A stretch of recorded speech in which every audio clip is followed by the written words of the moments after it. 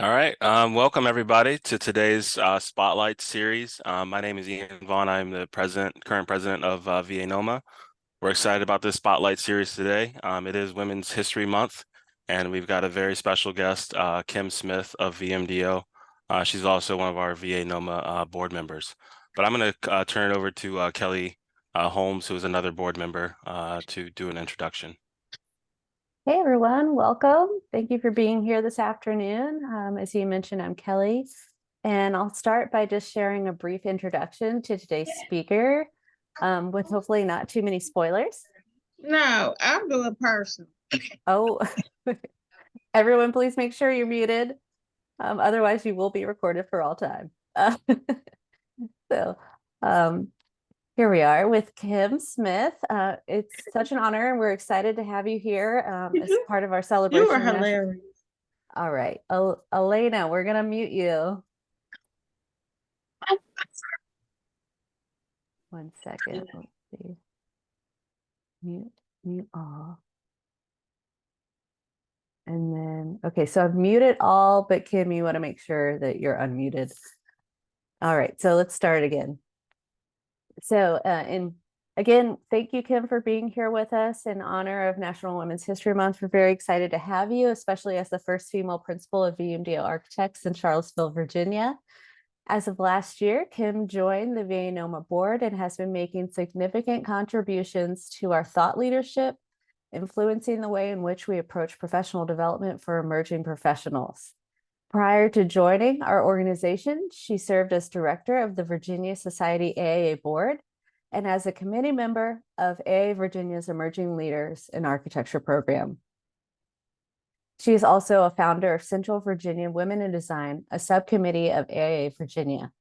Today, you will hear about her architectural journey and heritage, but also the importance of wellness, as Kim is an avid yogi and paddleboarder. Kim, thank you for being here today and for sharing your story with us. Take it away. Thanks, Kelly. Let's see if I can figure out how to do this. I'm going to share screen. Screen one. Okay. Right, so you're there. You guys got it? Okay, so thanks again for the opportunity to contribute to this collection of the Virginia NOMA stories. I am Kim Thompson Smith. I'm an architect and a principal with VMDO. We're an 80-person architecture firm, and I'm a co-leader of one of our 2 higher ed studio teams in Charlottesville, Virginia. It's an honor to be here, to be a part of the VANOMA Spotlight series. And it's a beautiful thing to celebrate the colorful journey of all of our members. Let me see if I can figure out how to advance. So how did I get here? I guess starting at the beginning, I grew up in Virginia Beach. My father retired at the end of his military career in Virginia Beach. My dad was from North Carolina, and my mom was a beautiful Panamanian woman. And they met on a military base in Panama in the 50s. They married about a year after they met and began building their family. And I was the 9th child. I'm the youngest in my family. And before my birth, my family followed my dad's military career across the world with moves about every year to 2 years. And my mom's first language was Spanish, and her English was just good enough to get the 8 children enrolled in school. Unlike my siblings, I had the benefit of stability. I had a single place I called home. I grew up in Virginia Beach. And perhaps it was this consistency, or maybe the lack of consistency that my siblings had, that made me really decisive about my path in life. I wanted to be an architect, but not for fame or fortune. I wanted to be an architect for power. So sometime between 2nd and 4th grade, I made the decision to be an architect. I chose Virginia Tech. I didn't look at any other schools. I studied at Tech in the 80s, and in those days, that was drafting boards on every desk. No computers, no laptops, really, except for a small section that had some computers in a lab.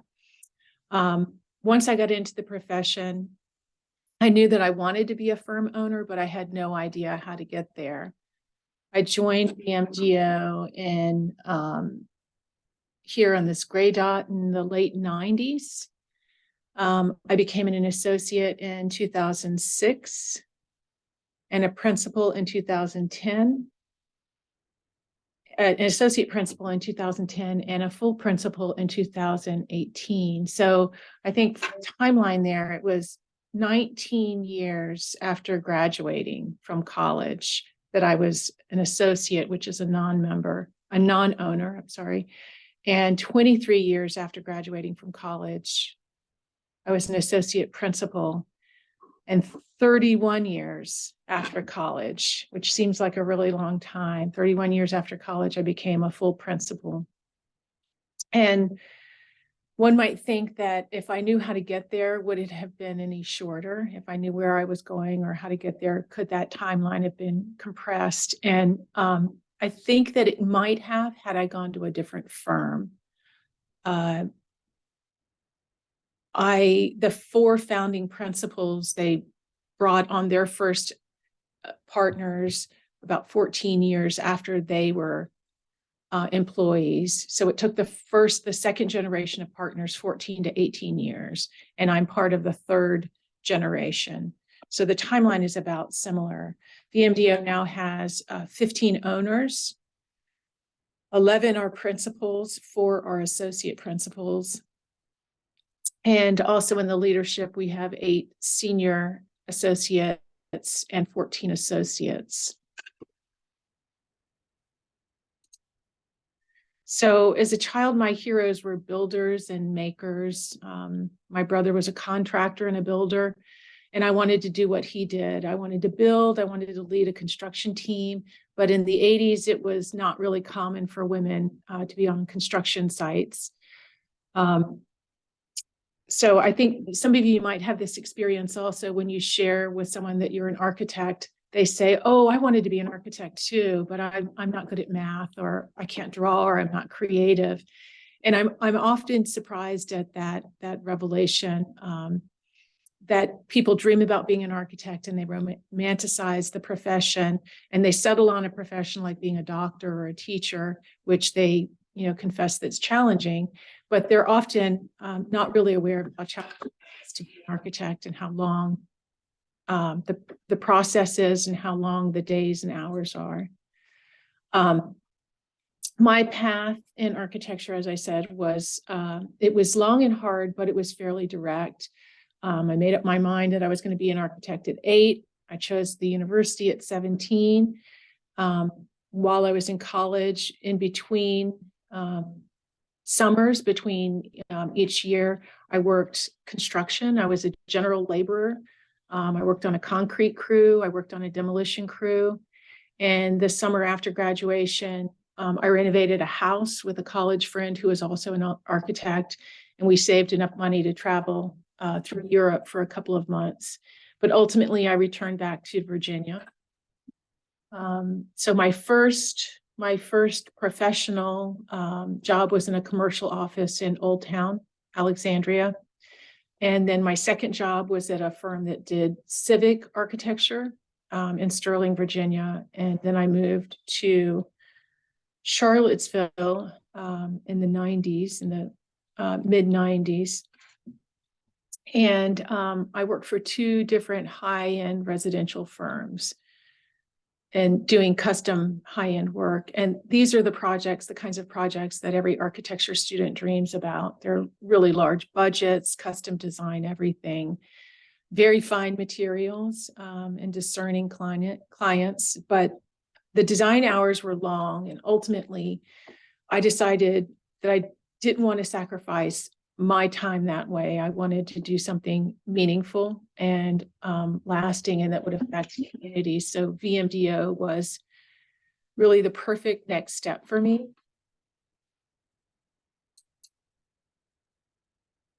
So my roles and how my identity influences what I do as an architect. So When I joined VMDO, I was 34 years old and I had 10 years of experience in offices and about 5 years of solid construction experience.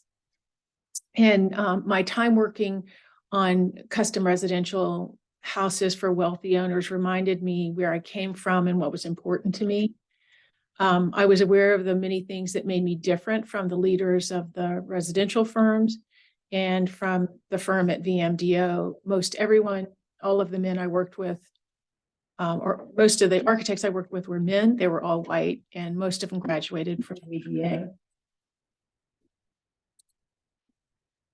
But I think if you reduce down that long list to some essential things about me that kind of differentiate me, or what I think create my superpowers, that I'm a woman, I'm a first generation American, I'm a first generation or college graduate in my family, I'm a mother, I'm a student, I'm always eager to learn, I'm a yogi, I'm a Democrat, and I was the first woman partner at VMDO, the first partner of color at VMDO.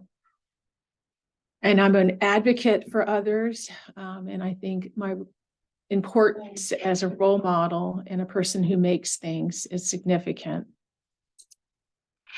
So the power that I sought as a child, the child who dreamed of being an architect, to be the boss on a construction site, really isn't the power that I learned or grew to understand as an architect and a partner in a firm. What I learned is that the power an architect has is not over people, but rather the power to influence and shape communities and behaviors. So some lessons that I learned is to surround yourself with people who light up your world. I've spent nearly 25 years of my life in this building here on 2nd Street in Charlottesville, with many of the people who are in this picture, whose careers were also built in with VMDO. When I started working at VMDO, we worked on drafting tables. Very few of us used computers. And at that time in the 90s, we gravitated to the tools that suited our talents.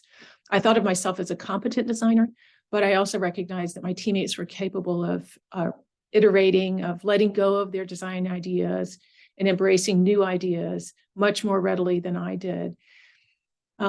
They could remain flexible when the client changed their mind and bounce back with multiple options, while I needed to just get down to the details. And so I soon realized that someone in the team needed to be the backup singer or the tambourine player. And that would allow someone else to be the lead designer, lead singer. And I knew I wasn't the lead, but I had the good fortune of working with some amazing, talented designers.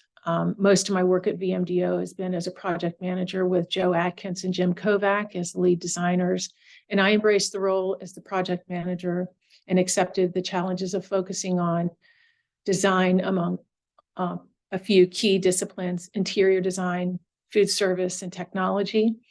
And in that role, they could look at the big picture and I could focus in on the details. So the power of architecture that I began to embrace was that architecture shapes the way humans behave, and it can be an instrument of change. And for me, it's really architecture when it was built, not so much when it was drawn. It was design when it was drawn, but it was architecture once it was built. So looking at some of the projects I contributed to at VMDO that were built, there's a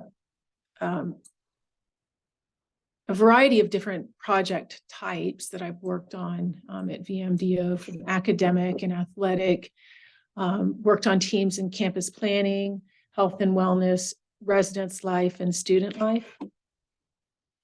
And I'll just go through some of those projects, starting with the first at Johnson Williams Middle School.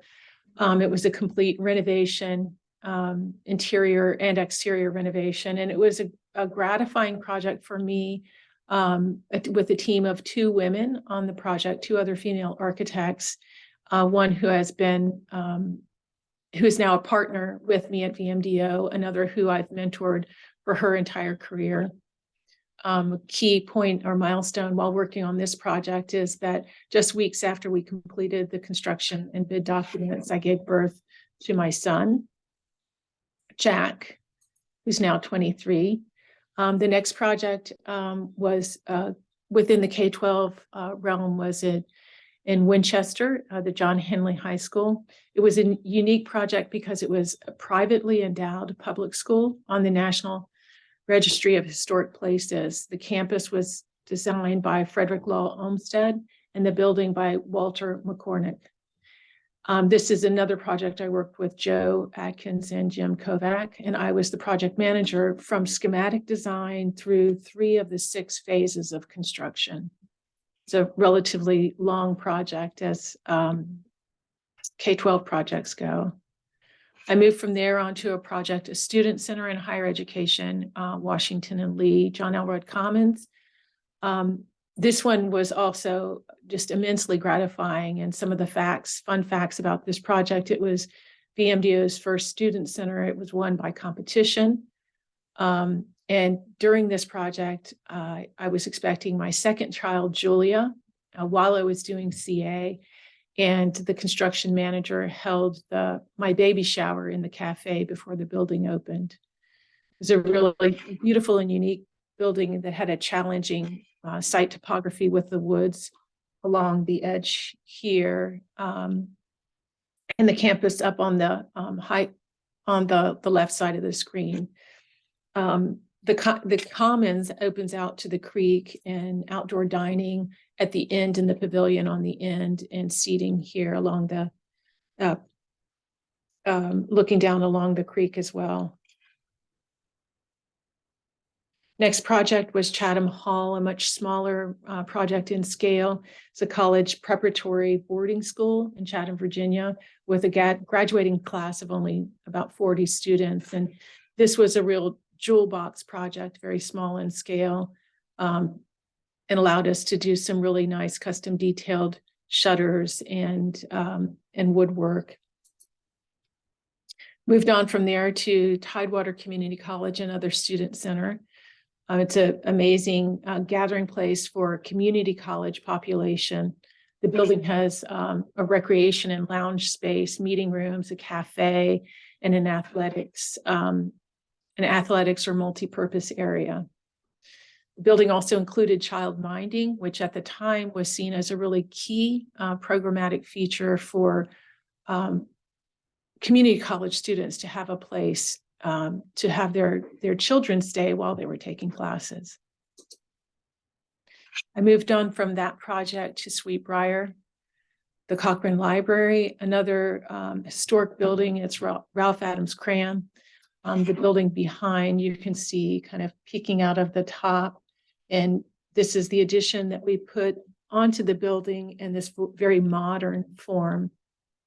Prior to this addition, there was a 1960s, like 1965 addition that was removed. It was, I think that the expression was always that we liberated the library from the cramped edition, because the Cram building was really hidden behind this really awful addition on the back of the building. And this is the view that one would see entering the campus.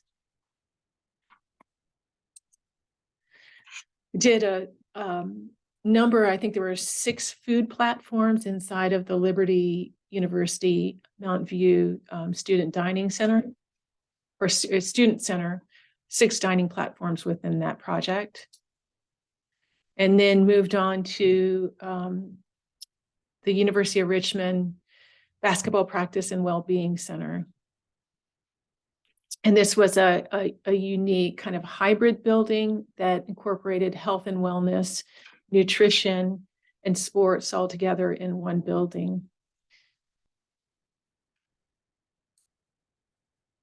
The project on the screen now is the Virginia Tech CID Creativity and Innovation District. VMDO was the design architect for the criteria documents, and that project went out, design, build, and Hanbury was the architecture firm that brought the building into place as construction documents and construction.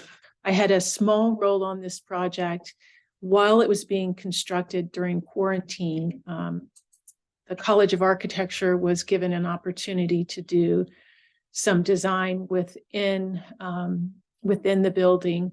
So there were a number of spaces. The maker space was one of those spaces. There was a lounge and a faculty department where there were faculty-led design teams of students who put together schematic proposals for the design, and then VMDO helped those student teams develop construction documents that could go through the building approval process. My current project is Piedmont Virginia's College Advanced Technical Training Center.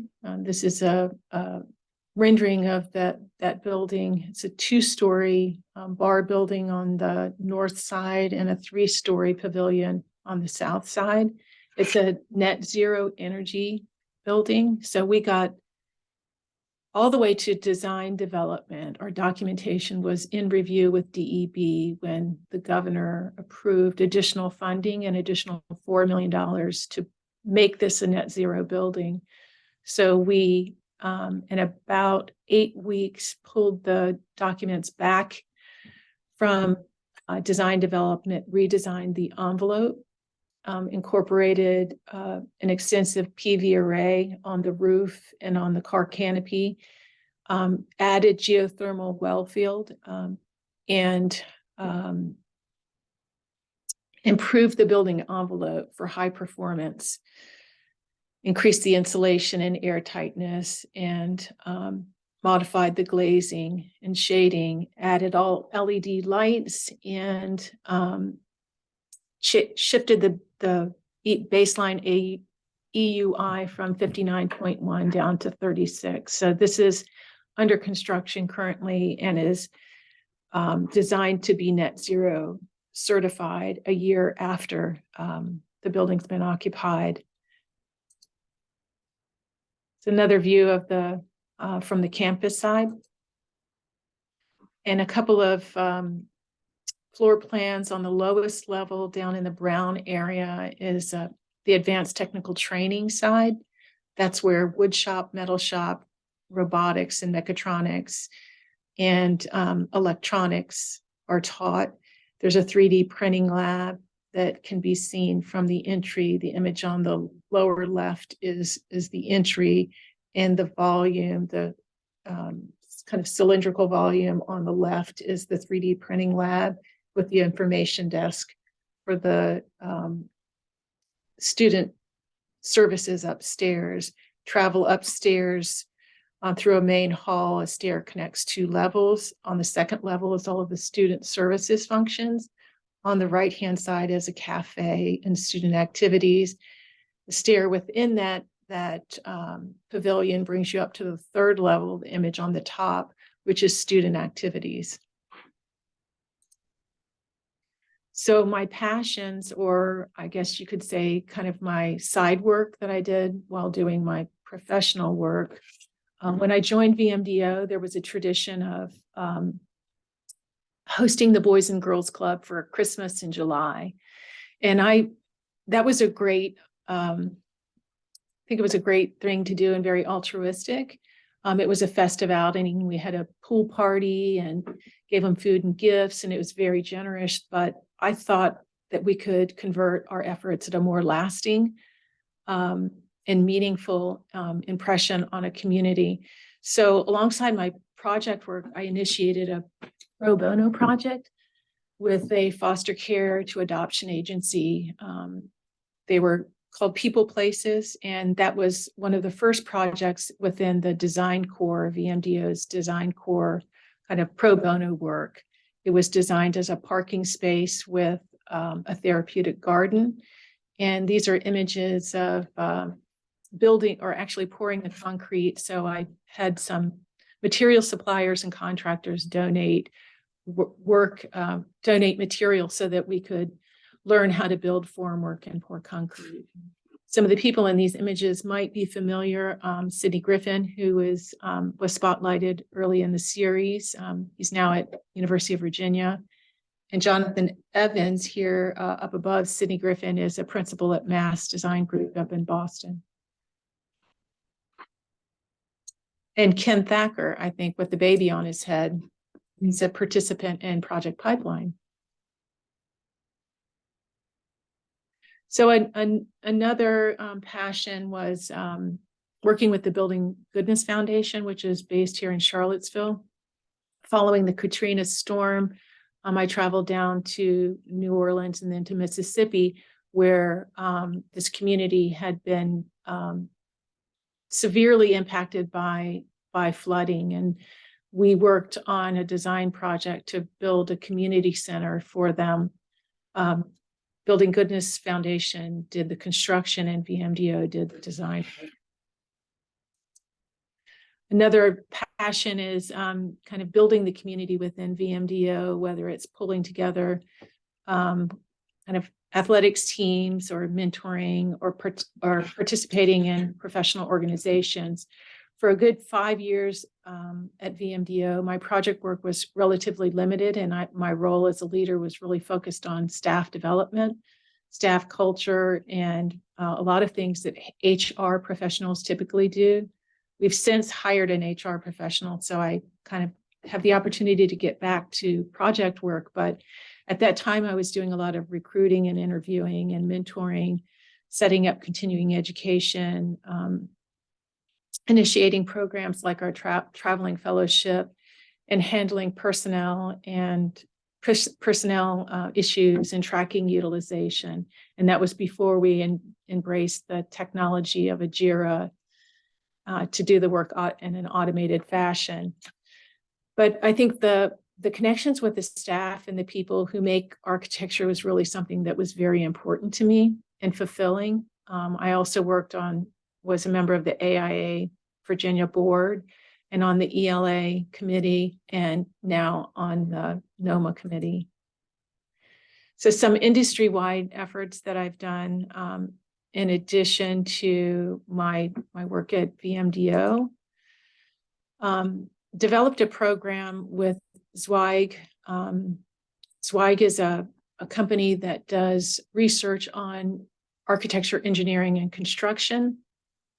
And they invite women to participate, or women and men to participate in research projects and develop pitch research ideas. And the project that I worked on and the idea we pitched was developing a workplace where wellness is considered an important responsibility for the leadership and the owners of the firm. So my team was a team of architects and engineers from all over the country.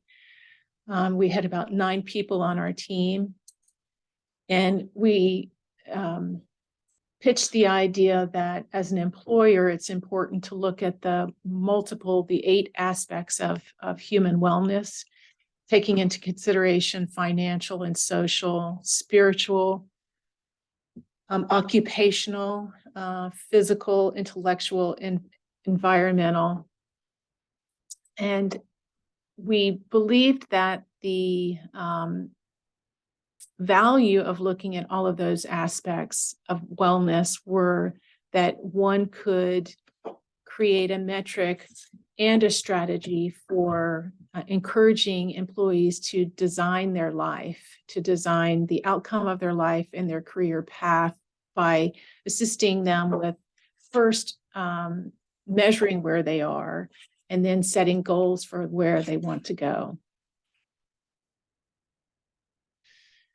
There were a number of metrics for that. An example of that is here in the looking at the physical wellness, everything from what kind of healthcare plan was provided and whether or not the firm incentivized going to doctor visits and supported the necessity of providing fitness and fitness memberships, and discouraging working during lunchtime or scheduling meetings during lunchtime, but really encouraging wellness and health.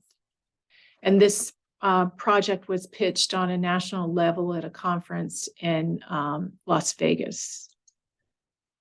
So we argued that there's an ethical responsibility for wellness, there was financial impact, and that it would contribute to recruiting and improving the health of employees, and it would reduce training and investment costs in a firm if the firm did not have to continue to recruit.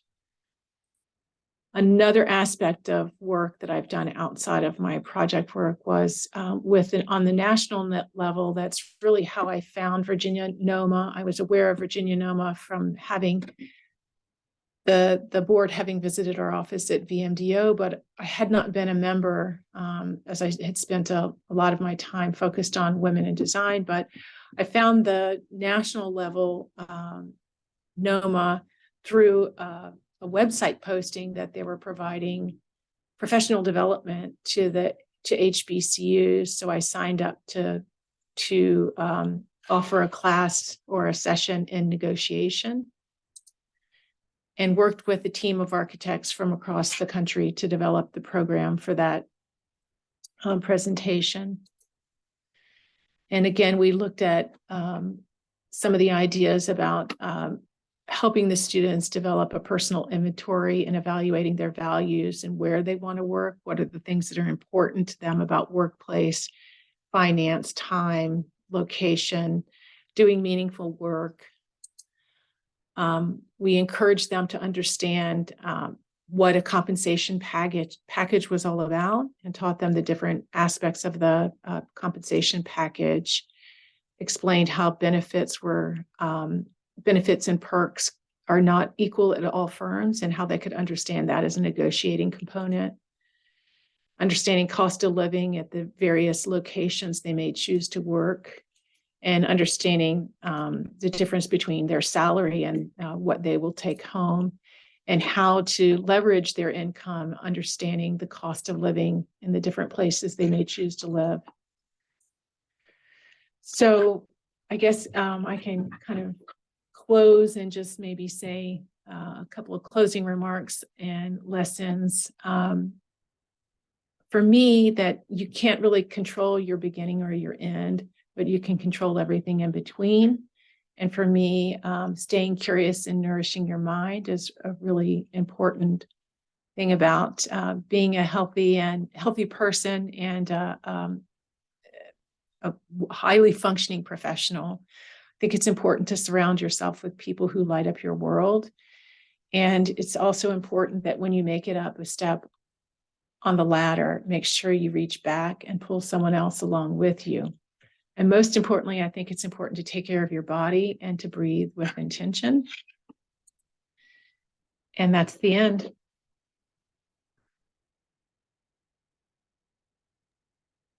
Anybody? Thank you, Kim. It's Thanks, such a pleasure Kim. to have you here today. So now we can go ahead and open up the forum for Q&A.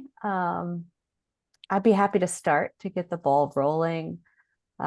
It goes without saying that, Kim, you're an incredible contribution to our industry as well as our organization, VANOMA.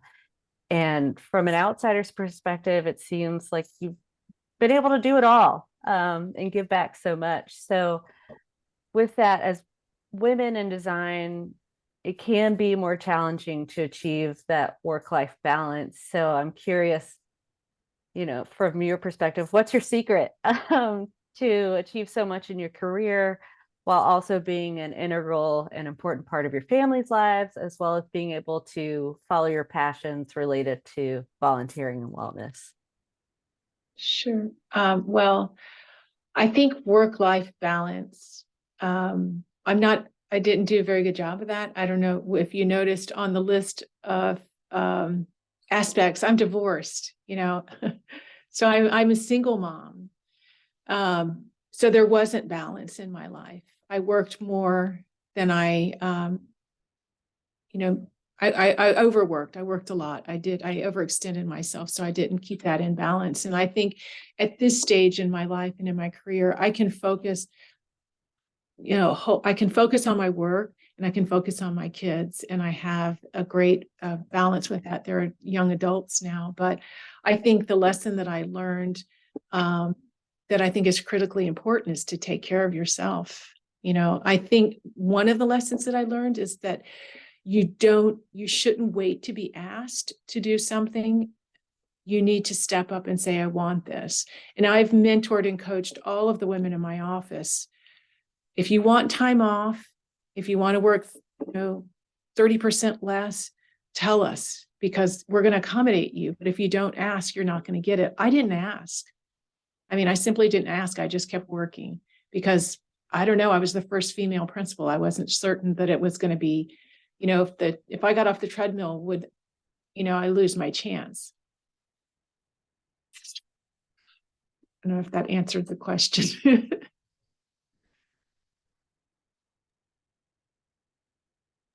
Anybody else? I think that was great. It kind of, helps us all feel like we can relate, and like, it's not a foreign journey for anyone, and we can all be here to support and uplift each other.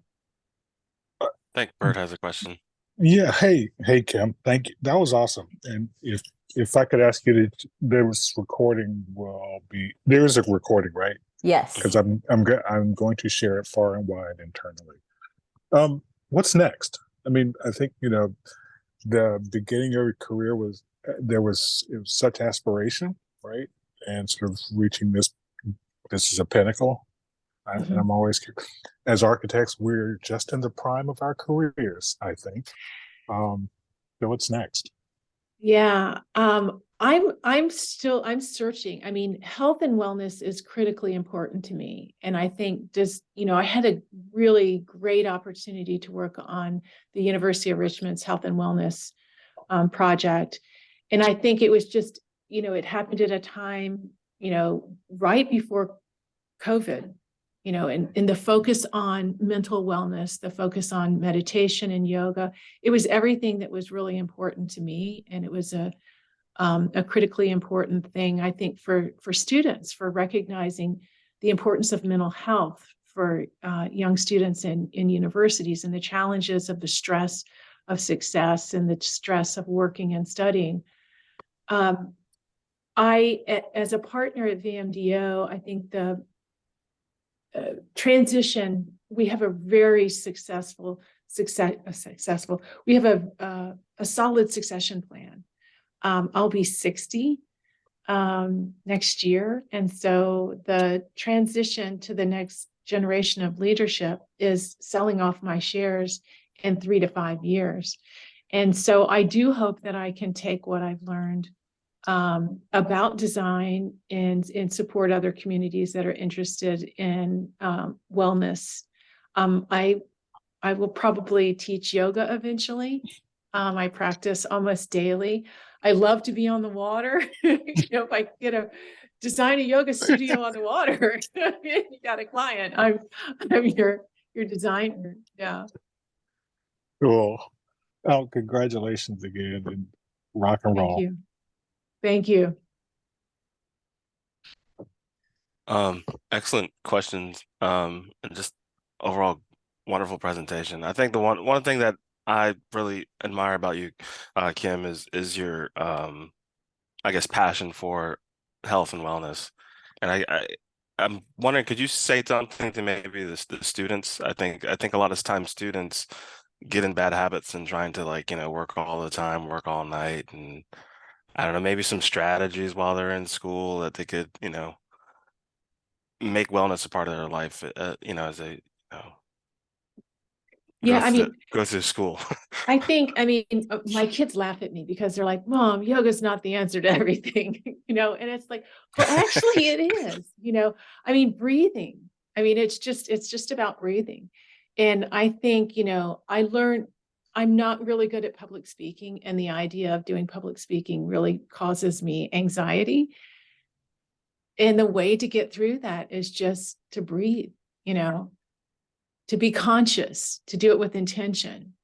When you're working, if you're stressed out about something at work, the easiest way to work through that stress is just to pause and take a deep breath and intentionally let it out, and then become aware of, that it helps me become aware of others' points of view. When I pause, I don't get irritated with people if I take a moment to just relax with it and just feel the anxiety or stress or whatever, but then move on. But I think exercise, being outdoors, spending time outdoors, and I do think it's critically important to learn to manage your time and make time for yourself, for your family, for your friends, for your other interests.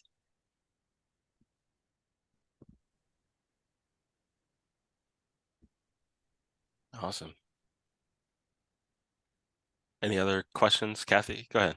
Hey, Kim, thank you so much. And yoga does solve everything. I agree. I do chair yoga for my disability, and it's awesome. It is. I wondered what you're reading or what you're watching. What am I reading? Let's see. I have like a stack of a bunch of books on my bedside table, and I just got three books in the mail yesterday. Most of them are about architecture. There's a really interesting book about geometry in architecture, and I just got a book about typeface, and it's not real exciting stuff.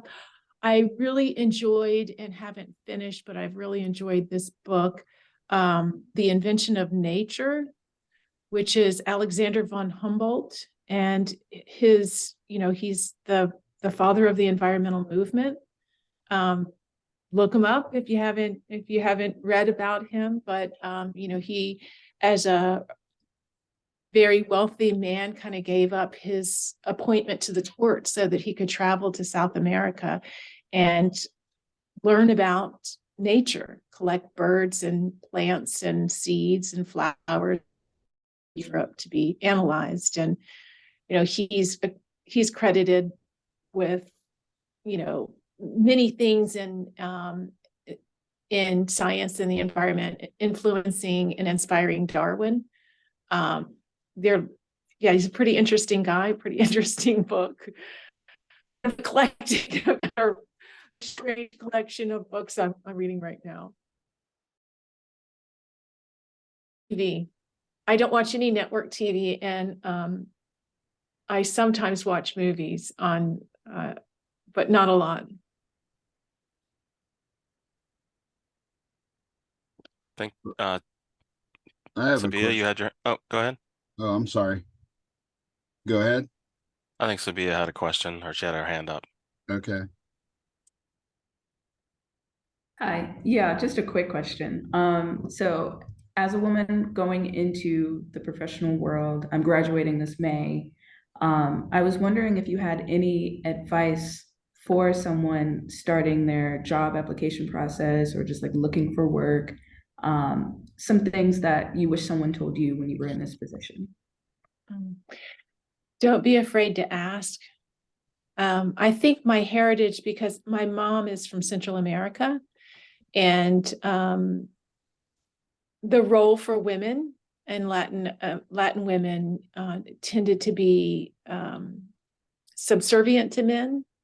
My mom, I was so driven because my mom expected me to get married at 21 and begin having a family. I didn't have my first child until I was 35, and I think I was always a disappointment because I didn't have children. But I think that I either inherently kind of created this idea that I had to wait to be given an invitation, asked to come to the table, asked to have my thoughts heard. I had that misconception, and I think that was from upbringing. So I would say to all women, don't be afraid to ask. Don't be afraid to speak your mind. Don't be afraid to say what you want. Don't be afraid to share your ideas. And we often laugh, the women in my generation would often laugh when we're in a meeting and we say something and it's overlooked. And then a few minutes later, a man will say the same thing. And it's like, that's a great idea. It's just nature and it's the way it is. But what we've learned as women is that when you hear a woman say a good idea, congratulate them on that good idea. So you remind everyone else that she said it. Yeah, that's a great idea. And so you lift up the other women in the room, and you lift up the other people of color in the room, and you make sure that people recognize you see the good ideas that they have. Thank you. Were you going to say something? I think Willie might be next on questions. Yeah, by the way, that was an awesome presentation. And the graphics were amazing too. So really enjoyed that. Thanks. So you said you were the first woman associate, and I was wondering if you felt that was a burden, an opportunity. How'd you feel about that, being first? So, yeah, well, at the time when I was recognized by the leadership, there were 3 women who were recognized. One was the director of business administration. One was the director of marketing, and the third was me as the architect. So it wasn't a burden. It was an acknowledgement that I belonged here. And I think that was something that I needed to know. It gave me the confidence to go and do things like start Women in Design, join a board. The support that I was getting from my partners and or people who are my partners now was really that they saw me as a leader, so I could be a leader. It was a really important step for me, definitely.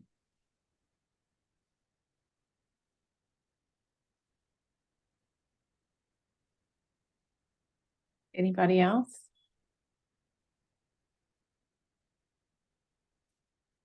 Any other Not questions? not a question, just a comment that I've heard you speak a number of times, and that you saying that is something that is uneasy for you, I find completely amazing, fascinating, and surprising. I'm like, I hear you speak, like you speak, and I'm just like, I'm right there with you, and I'm calm, and it's all good. But Oh, thanks for good. Thank sharing that. you. So, Thanks. can you guys hear me? Yes. Okay, this is Ken Martin. As someone who's just gone through the elevation process, I would strongly encourage you to consider that as a next step. I heard you were being asked that before, I think by Bert, but I would encourage you to consider that as a next step. It's rewarding, it's fulfilling, certainly is not in the same level as having a family and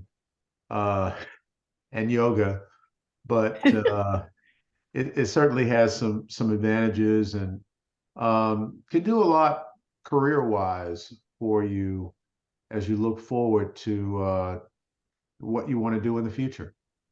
If VMDO is the end all be all, then you're good. But certainly in terms of clients and how they would respect you, it adds another dimension to that. So I'm advocating you to take that step. Thank you. I Ken. would second that. And then I don't know if Kathy, you wanted to mention that we do have a program that we just completed for cultivating the fellowship, and I think we'll probably continue to do that next year. So Yeah, we have a great resource in Virginia. If you know Rebecca Edmonds, who's an architect and member, but she is an amazing storyteller and uses her skills on fellowship applications and with applicants. She teaches our ELA class, storytelling. So she's a wonderful resource. She just published her second book. First one on fellowship, this one on storytelling. And like Ian said, we saw she was doing this program in North Carolina, partnering with North Carolina NOMA, and got her to help us out this year. And it's an intimate class of 15 and 4 weeks. She walks you through what that process looks like. So yes, I hope we do that again next year. Awesome. Sounds great. Any other questions or comments? One comment. I'm going to be in Virginia this weekend, so if anybody needs to touch base with me, I'll be available. I'll be sort of in person. The College of Fellows Virginia chapter is having a nice affair for us for the new fellows, so we're going over to Montpelier to have a black tie event. So I'm looking forward to that. But trying to think, are there any documents that I need to look at or anything like that? Do we need to get together for any reason, Joel or Ian? We can talk offline, but yeah. Okay. All right, let's do that. Okay.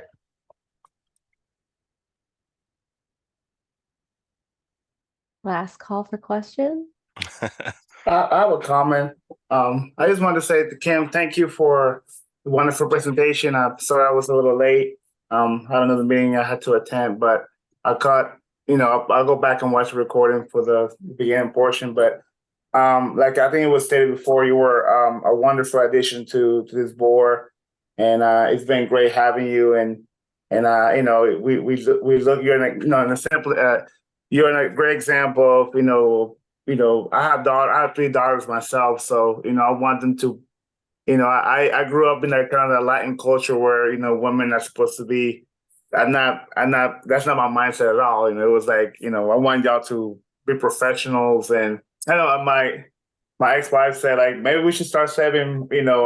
I don't know what that you say. Maybe we should start saving, start like a trust fund for their weddings and stuff. Like I can do that for their college. I can do that for their wedding. They can pay that for themselves. When they graduate and have money, they can do that themselves. But anyway, I appreciate your inspiration and thank you for giving your story. We appreciate it. Thank you for being on our board and serving. Thank you, Joel. It's an honor. Thank you. Definitely inspiration. Kelly, you have something you want to share? Yeah, I've got a little bit here before we roll off for the day. Let me try to reshare my screen. The buttons have moved on me. Forgive me. There it is. Share. PowerPoint. Make it big.